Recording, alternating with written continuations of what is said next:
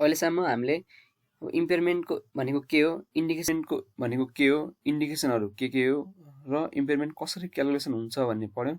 अब हामी त्यसलाई चाहिँ बुक्स अफ एकाउन्टमा चाहिँ कसरी इम्पेयरमेन्ट लसलाई रिकगनाइज गरेर भन्ने पढ्छौँ होइन। अब हामीले के भन्यौँ अघि, इम्पेयरमेन्ट लस चाहिँ कुन बेला रिकगनाइज गर्ने भने जुन बेला carrying amount of asset or CGU is more than recoverable amount हुन्छ भनेर पढ्यौँ। अब हामीले अब आइएस अर एनएस 16 अनुसार चाहिँ एसेट चाहिँ दुईटा बेस लिएर रेकर्ड गर्छौँ होइन। एउटा चाहिँ हिस्टोरिकल कस्ट बेसिसमा भयो, अर्को चाहिँ के भयो फेयर भ्याल्यु बेसिसमा भयो। इफ हामीले एसेटहरूलाई चाहिँ हिस्टोरिकल कस्ट बेसिसमा रेकर्ड गरेको छ भने जति इम्पेयरमेन्ट लस क्यालकुलेट गरेर हुन्छ त्यो सबैलाई हामीले प्रफिट एन्ड लसमा चार्ज गर्नुपर्छ भन्छ। यदि इफ फेयर भ्याल्यु बेसिस वा रिभ्यालुएसन मोडल युज गरेका छौँ भने चाहिँ त्यसलाई चाहिँ त्यति बेला चाहिँ हामीले के गर्नुपर्छ भनेछ भने यदि अलरेडी जति रिभ्याल्युड एमाउन्ट रिभ्यालुएसन सरप्लसमा छ त्यो एसेटको सुरुमा त्यो रिभ्यालुएसन सरप्लसमा भएको एमाउन्टबाट इम्पेयरमेन्ट लसहरू घटाउने र यदि त्यो रिभ्यालुएसन सरप्लस जति पनि भन्दा पनि इम्पेयरमेन्ट लस बढी भयो भने चाहिँ त्यो बढी भएको एमाउन्टलाई चाहिँ बल्ल हामीले प्रफिट एन्ड लसमा चार्ज गर्नुपर्छ भनेर छ। यहाँ हेर्नुहोस्, the impairment loss should be treated as a revaluation decrease to the extent held in respect of asset भनेको छ। भने चाहिँ फर्स्टमा चाहिँ रिभ्यालुएसन सरप्लसलाई डिक्रिज घटाउने होइन, अनि यदि त्यसले पनि पुगेन भने चाहिँ त्यसपछि बल्ल हामीले प्रफिट एन्ड लसमा चार्ज गर्नुपर्छ भनेर छ। अब इक्जाम्पल हेरौँ, ABC limited acquired a non-current asset on 1st round 2071 at a cost of NPR 1 lakh which has a useful life of 10 years and nil residual value भनेको छ। 2071 राउन्ड 1 मा चाहिँ asset किन्यो 1 लाखमा जसको युजफुल लाइफ 10 इयर्स छ र residual value निल छ भनेको छ। त्यसपछि the asset had been correctly depreciated up to 31 असार 2076 भनेपछि 2071 असार 1 बाट 31 असार 2076 सम्म 5 इयर्ससम्म उसले करेक्टली डिप्रिसिएट गर्यो भनेको छ। तर त्यो डेटमा चाहिँ द एसेट वाज ड्यामेज भन्यो। ड्यामेज भनेको हाम्रो इन्डिकेसनमा हेर्दाखेरि हामीले कुनमा पऱ्यो इन्टरनल सोर्सेसमा पऱ्यो होइन। इन्टरनल सोर्सेसले इन्डिकेसन के दियो, एसेट ड्यामेज भएको दियो। ड्यामेज भएको भनेको चाहिँ के हो, इम्पेयरमेन्ट भएको भन्ने बुझ्यो हामीले। त्यसपछि एन्ड इम्पेयरमेन्ट भनेपछि अब ड्यामेज भयो इन्डिकेसन दियो इम्पेयरमेन्ट भने हामीले के गर्छौँ, अब इम्पेयरमेन्ट रिभ्यू गर्छौँ। रिभ्यू गर्दाखेरि चाहिँ के भयो त, अब अन 31 असार 2076 रिकभरी एमाउन्ट क्यालकुलेट गर्नु पऱ्यो। त्यो रिकभरेबल एमाउन्ट भनेको चाहिँ के हो, fair value lace cost of disposal र भ्याल्यु इन युज हो होइन। अनि उसले क्वेसन के भनेको छ, the fair value of asset lace cost of disposal चाहिँ कति छ भनेको छ, एनपिआर 30,000 एन्ड अर्को भ्याल्यु यो चाहिँ के भयो, fair value lace cost of disposal भयो। र अर्को भ्याल्यु इन युजको पनि दिएको छ उसले, expected future cash flow where NPR 8500 per annum for the next 5 years भनेपछि 5 वर्ष अलरेडी हामीले डिभिजन काटिसक्यौँ। अब हामी बाँकी युजफुल लाइफ चाहिँ 5 वर्ष हो। 5 वर्ष चाहिँ प्रत्येक वर्ष हामीले 8500 पर एनुअम क्यास फ्लो आउँछ भनेको छ। तर the current cost of capital is 10% and 5 years annuity of NPR 1 per annum at 10% would have a present value of NPR 3.79 भन्यो। भने जसले के भन्नु खोज्यो भने करेन्ट कस्ट अफ क्यापिटल चाहिँ 10 वर्ष हो भन्यो र यदि हामीले प्रत्येक अब नेक्स्ट 5 इयरमा प्रत्येक वर्ष 1 रुपियाँ कमायो भने त्यो 1 रुपियाँको प्रेजेन्ट भ्याल्यु चाहिँ अहिले कति हुन्छ, 3.79 दिएको छ। हामी यसको सोल्युसनतिर लागौँ। त्यो क्वेसन मैले यहीँ राखेको छु सजिलो होला भनेर होइन। हामीले सुरुमा क्यारिङ एमाउन्ट क्यालकुलेसन गर्छौँ एसेटको अहिलेको होइन।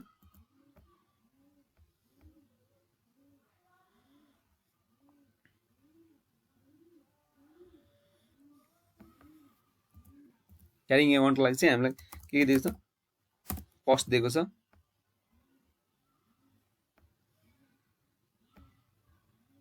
होइन। कस्ट चाहिँ कति दिएको छ, 1 लाख दिएको छ।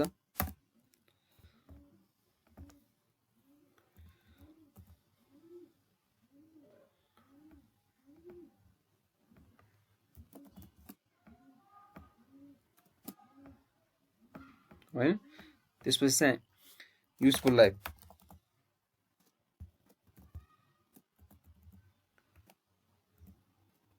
टेन इयर्स दिएको छ। डिप्रिसिएसन पर एनुअम कति भयो,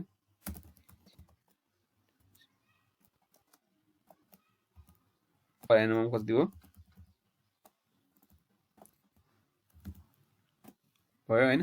भनेपछि क्यारिङ एमाउन्ट सर्टकटमा लेखेँ, क्यारिङ एमाउन्ट एट 2076 मा चाहिँ कति भयो,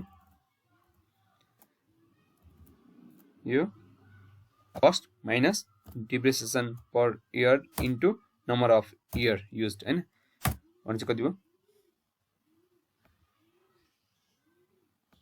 50,000 भयो हैन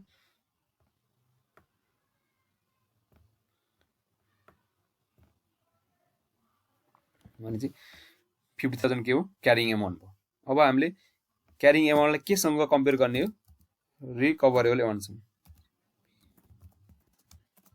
अब रिकभरेबल एमाउन्ट भनेको चाहिँ के भन्ने पढेछ हामीले higher of cost of disposal के अरे फेयर भ्यालु लेस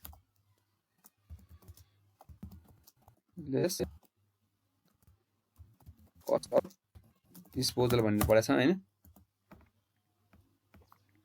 अर्को चाहिँ के पढेछ भ्यालु इन युज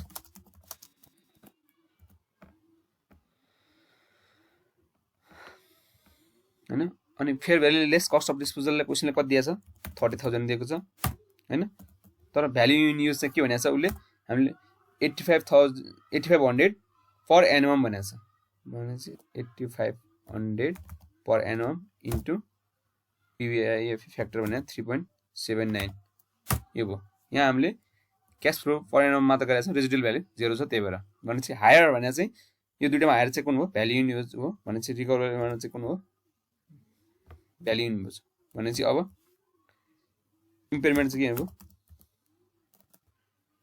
लस चाहिँ कति भयो यो माइनस यो भयो हैन इम्पेयरमेन्ट लस हामीले यसरी क्याल्कुलेट गर्यौं अब यसपछि अब क्यारिङ एमाउन्ट चाहिँ कति हुन्छ त ब्यालेन्स सिटमा भने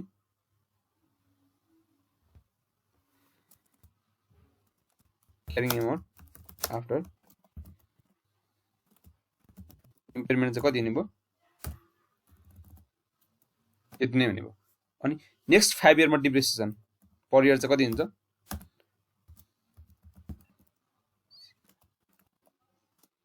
नेक्स्ट 5 इयर भनेको छ है मैले भने चाहिँ डिभाइड बाइ 5 हुने भयो अब हैन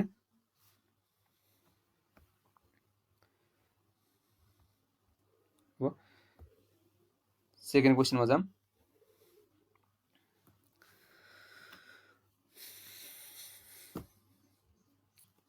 सेकेन्ड क्वेशन एक्सेल सिटमा पढौँ हामी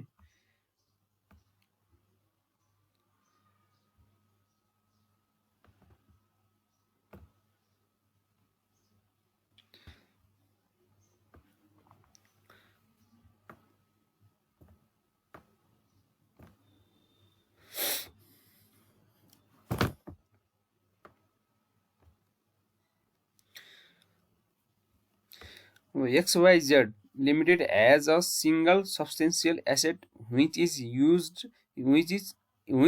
uses to manufacture computer chips. The carrying amount of the asset after 4 years is NPR 5 million. उसले डिटेल दिएको छ कस्ट NPR 7 million थियो less accumulated depreciation on SLM basis of NPR 2 million भनेपछि उसको अब पर एनुअम कति रहेछ त डिफरेन्स डिप्रिसिएसन भनेपछि 4 वर्षको उसले कति दिएछ 2 मिलियन भनेपछि 1 वर्षको कति भयो 0.5 मिलियन भयो र टोटल लाइफ चाहिँ कति रहेछ 7 मिलियन कस्ट भनेपछि अब 14 रहेछ 14 इयर्स रहेछ हैन there is no expected residual value 0 भयो भएर 14 इयर भयो हैन हामीले एसएलएम बाट निकाल्न सकिहाल्छ त्यति युजफुल लाइफ चाहिँ निकाल्न जरुरी छैन हैन त्यही नि मैले जस्ट फर नलेज को लागि मात्र भने due to breakthrough in technology in the manufacture of computer chips the company now expects to the machine to produce 30% less than expected over the rest of its estimated useful of 10 years भने यसले यहाँ दिएछ हैन 4 वर्ष already 10 वर्ष भने 14 वर्ष भनेर बुझ्नु पर्यो हामीले भने चाहिँ टेक्नोलोजी ब्रेक थ्रु हो जसले गर्दा चाहिँ हामीले के एक्सपेक्ट गर्यो भने 30% कम हुन्छ भने जति एक्सपेक्ट गरेछ त्यो भन्दा 30% कम हुन्छ भने के हो इन्डियन इन्डिकेसन भयो अब चाहिँ क्वेशन त्यसपछि के दियो net future cash flow for the next 5 years based on management based estimate after taking 30% cut into account R भने यसले यो दियो हैन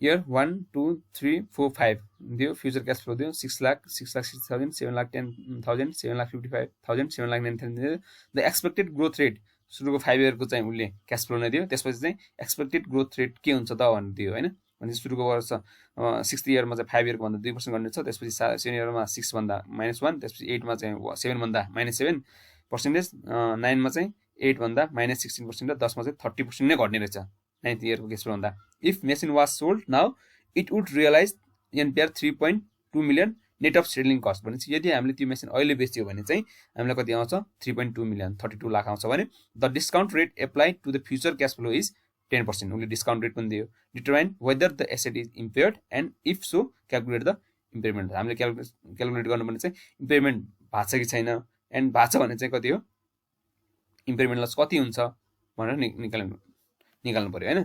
अब हामी सुरुमा चाहिँ के गरौँ, इम्पेयरमेन्ट लस निकाल्नलाई चाहिँ हामीले रिकभरेबल एमाउन्ट चाहियो। रिकभरेबल एमाउन्ट क्यालकुलेट गर्नलाई चाहिँ हामीलाई के चाहियो, higher of fair value less cost of sale, cost of disposal र के हो भ्याल्यु इन युज हो। भनेपछि यहाँ भ्याल्यु इन युज हामीले क्यालकुलेट गर्नु पर्यो। क्यालकुलेट भ्याल्यु इन युज हैन, क्यालकुलेसन भनौँ।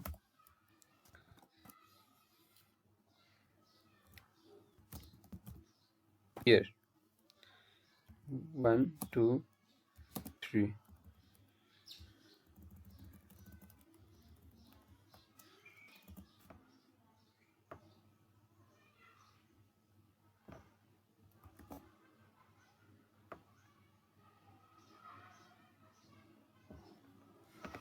10 वर्षको दिएको छ हामीलाई हैन। ग्रोथ रेट पनि दिएको छ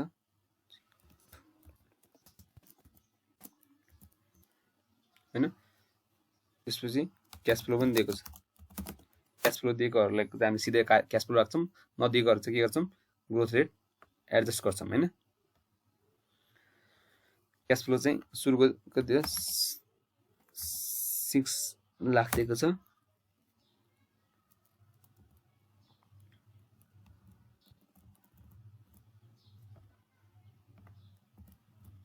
त्यसपछि चाहिँ दिएको छ 10,000 दिएको छ, 7,55,000 दिएको छ। त्यसपछि 7,90,000 दिएको छ। त्यसपछि 2% इन्क्रिमेन्ट हुन्छ भनेको छ 6 इयरमा। भनेपछि यो इन्टु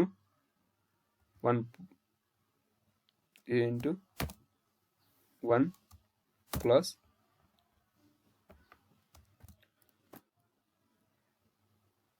यो भयो हैन। त्यसपछि के भनेको छ -1% भनेको छ। त्यसपछि के भनेको छ -7% भनेको छ। त्यसपछि -16% भनेको छ। त्यसपछि -30% भनेको छ।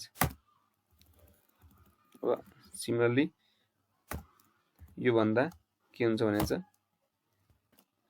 1 प्लस यो हुन्छ भने चाहिँ कति भयो यति भयो हैन। अब सिधै यस्तो गर्दा एक्सेलले अटोमेटिक क्याल्कुलेसन गर्छ। तपाईले बुझ्नको लागि चाहिँ के गर्नु होला भने यो यसबाट चाहिँ 1% घटाउने, त्यसपछि यो वर्षको आउँछ, यसबाट 7% घटाएपछि यो वर्षको आउँछ, यसबाट 16% घटाएपछि यो वर्षको आउँछ, यसबाट 30% घटाएपछि यो वर्षको आउँछ। मैले चाहिँ सिधै एक्सेलबाट गर्दिए हैन। क्याश फ्लो आयो। त्यसपछि discount factor, present value factor हैन, कति पर्सेन्ट रेटमा गर्नु पर्यो 10% रेटमा गर्नु पर्यो। अब त्यो गर्दाखेरि चाहिँ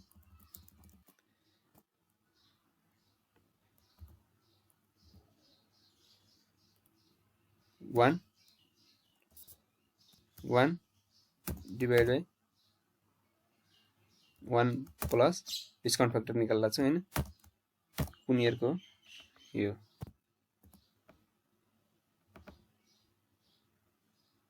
यसलाई चाहिँ फिक्स गरेको छैन मैले।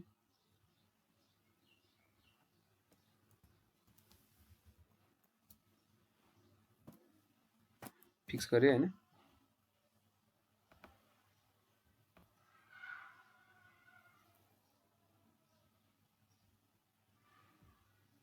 ताबाट मात्र लिए मैले हैन। त्यसपछि के भयो discounted cash flow present value भनौँ हैन यो के भयो cash flow into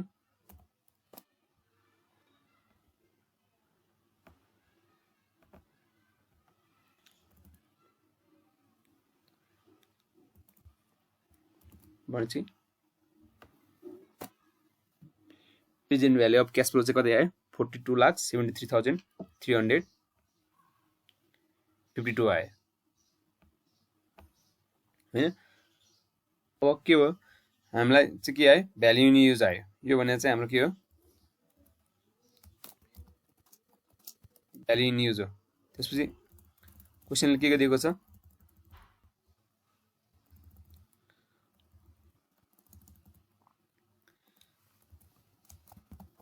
value in use हाम्रो कति आयो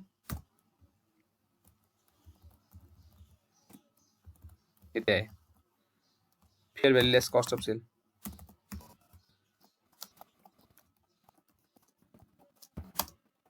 सेल चाहिँ कति हो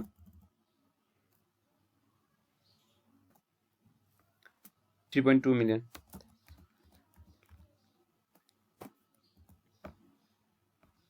$32 मिलियन हो भनेपछि रिकभरेबल एमाउन्ट चाहिँ कति भयो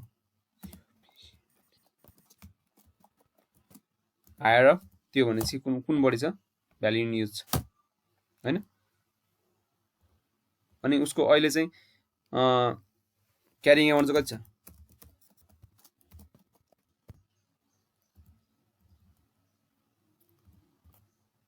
5 मिलियन हुने कति हो 50 lakh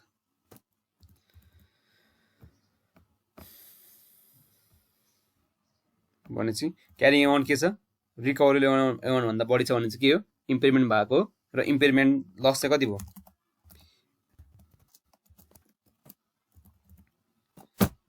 carrying amount minus रिकभरेबल amount यति चाहिँ इम्पेयरमेन्ट लस भयो र उसको अब न्यू क्यारिङ एमाउन्ट कति हुन्छ